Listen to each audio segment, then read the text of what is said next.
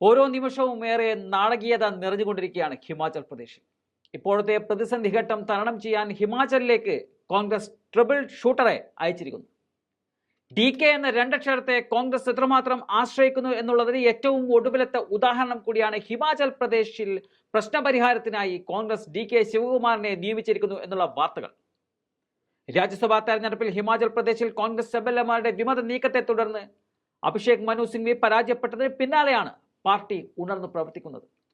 BJPയുടെ lotus ക്യാമ്പയിനിൽ നിന്നും സുഖ്വീന്ദർ സിംഗ് സുഖുവിന്റെ സർക്കാരിനെ രക്ഷിക്കാൻ ദേശീയ നേതൃത്വം ഇടപെട്ടുകൊണ്ട് ചില ചർച്ചകൾ നടത്തുകയാണ്. ഇതിന്റെ ഭാഗമായിട്ടാണ് പ്രിയങ്ക ഗാന്ധി, DK ശിവകുമാർ, ഭൂപേന്ദർ സിംഗ് ഹൂഡ, ഭൂപേഷ് ബാഗൽ എന്നിവരെ ഷിംലയിലേക്ക് അയച്ചിരിക്കുന്നത്.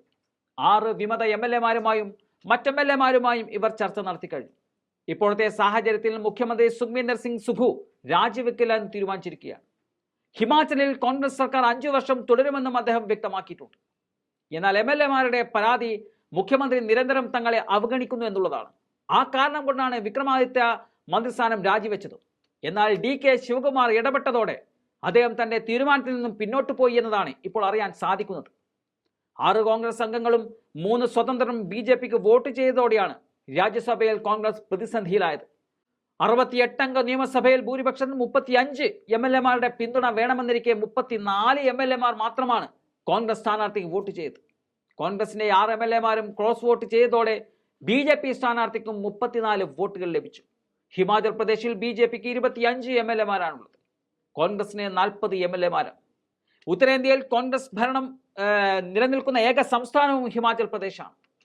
ഹിമാചൽ പിടിച്ചെടുക്കുന്നതോടെ ഉത്തരേന്ത്യയെ കോൺഗ്രസ് വിമുക്തമാക്കാനുള്ള നീക്കത്തിലാണ് BJP ഉള്ളത്.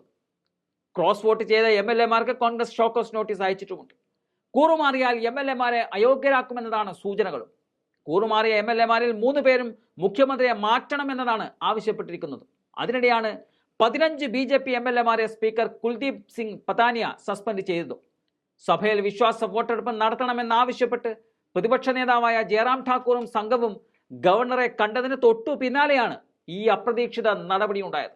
ഇപ്പോഴത്തെ സാഹചര്യത്തിൽ കൂറുമാറിയ MLA-മാരെ പാർട്ടിയിൽ തന്നെ ഉറപ്പിച്ചു നിർത്താനാണ് കോൺഗ്രസ് നേതൃത്വം ശ്രമിക്കുന്നത്. അനുനയ നീക്കവുമായി പ്രിയങ്ക ഗാന്ധിയും ഹിമാചൽ പ്രദേശിലെത്തിയിട്ടുണ്ട്.